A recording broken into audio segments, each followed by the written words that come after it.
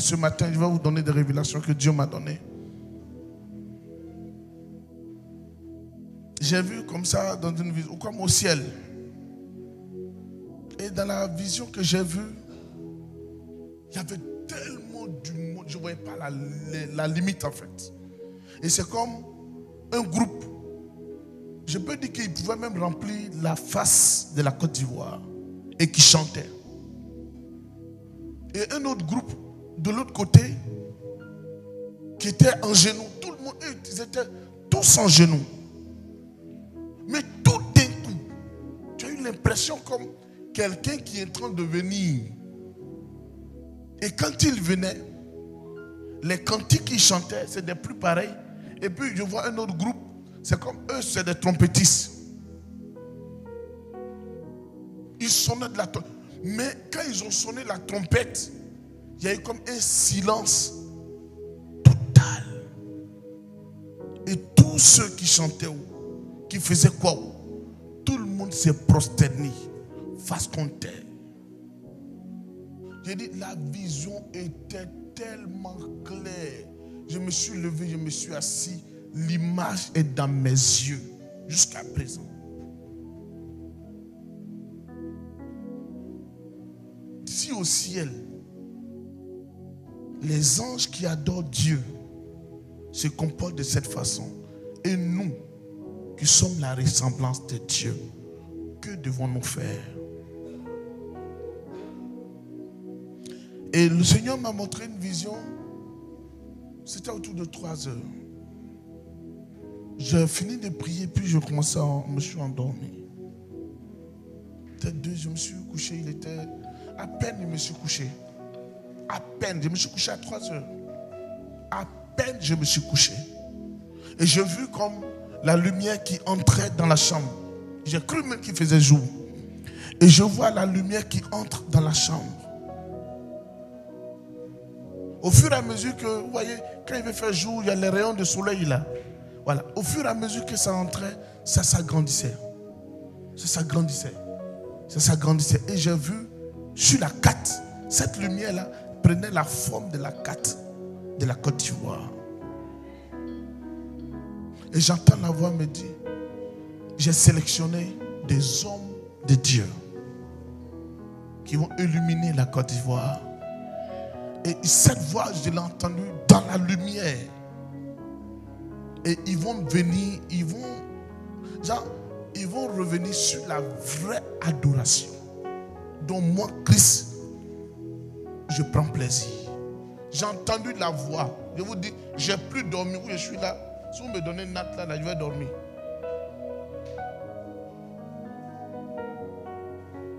Et j'ai entendu la voix de manière audible dans la lumière qui rayonnait. Que ces personnes dont j'ai choisi reviendront dans la vraie adoration. Ramèneront mon église dans la vraie adoration. Et je me suis dit, mais est-ce qu'on adore réellement le Seigneur? Il dit non. Votre temps est plus précieux que le mien. J'ai entendu ça. Votre temps est plus précieux que le mien. Ça veut dire qu'on accorde plus de temps pour nous que le temps que Dieu lui veut passer avec nous. Et la deuxième vision qu'il me montrait, je me suis retrouvé comme j'étais hier à l'hôpital. J'ai visité au moins 2 hôpitaux pour prier pour les malades. Et c'est comme je me suis retrouvé dans la nuit là. J'ai dit, mais moi, il fait quoi ici? J'ai fait quoi à l'hôpital ici? Je regarde. Effectivement, je me suis retrouvé à l'hôpital.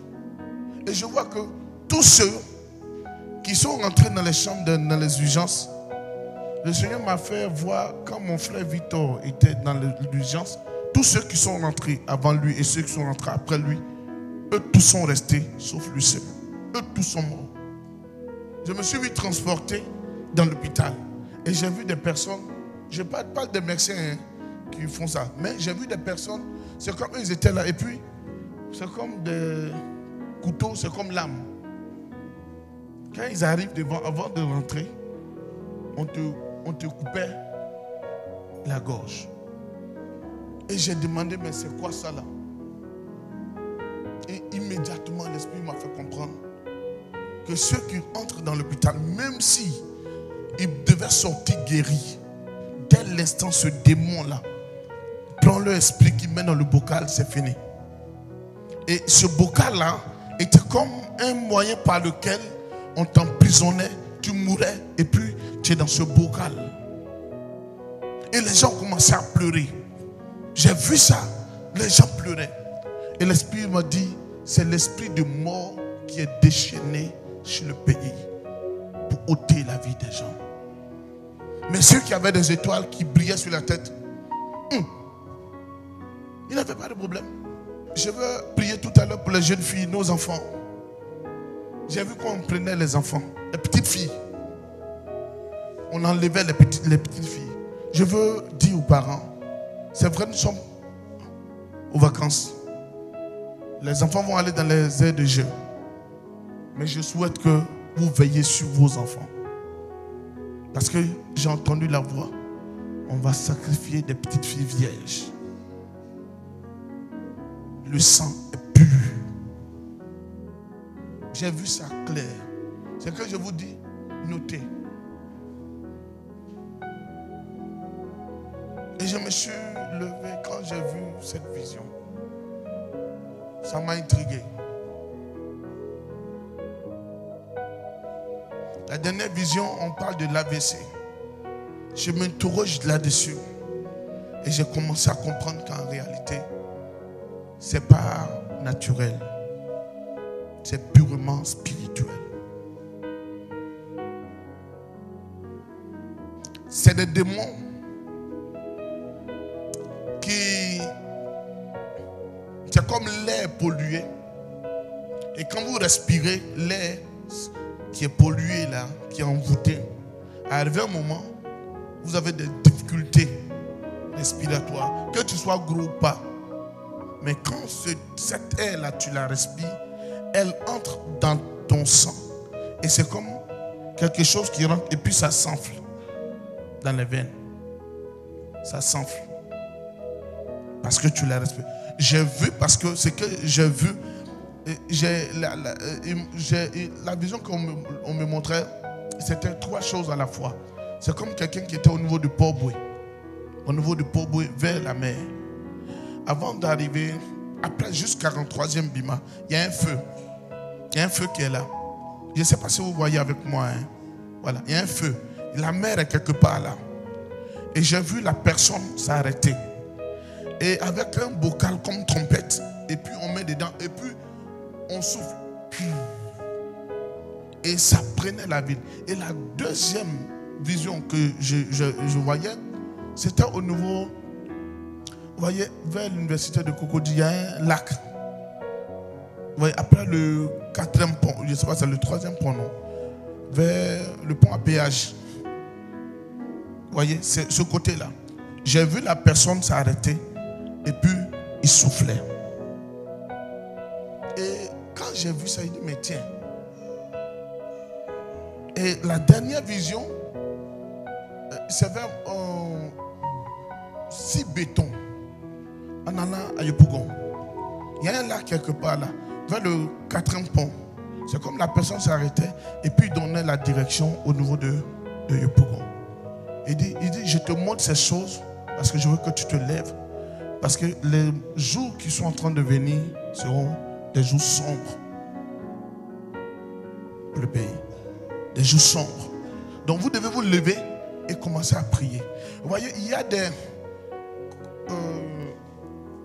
il y a quelque chose qui va arriver, comme des virus, ce type de grippe, sur des choses, un truc comme rhume, façon bizarre. C'est que je vais vous dire en fait, ça va arriver et ça va nous amener beaucoup à porter peut-être les cache-nez, ou même aussi à éviter même les salutations. Mais ce qui est en train de venir, frères et sœurs, je veux que vous compreniez la pensée de Dieu pour l'Église, que Dieu me dit de dire à l'Église. Nous devons d'abord prier. C'est vrai, ça peut venir. Mais si nous restons attachés au Seigneur, le Seigneur est capable de nous préserver. Il faut que nous nous levons et que nous prions pour ne pas que le diable puisse atteindre ses objectifs.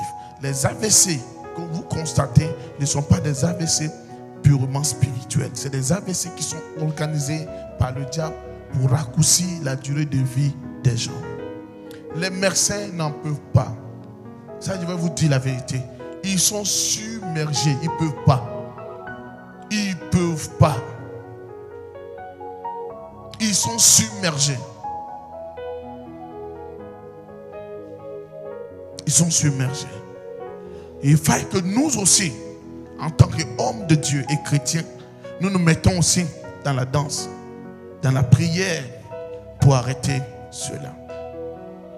J'ai vu ces différentes visions et j'ai commencé à comprendre qu'à un moment donné, il faut se lever et commencer à prier.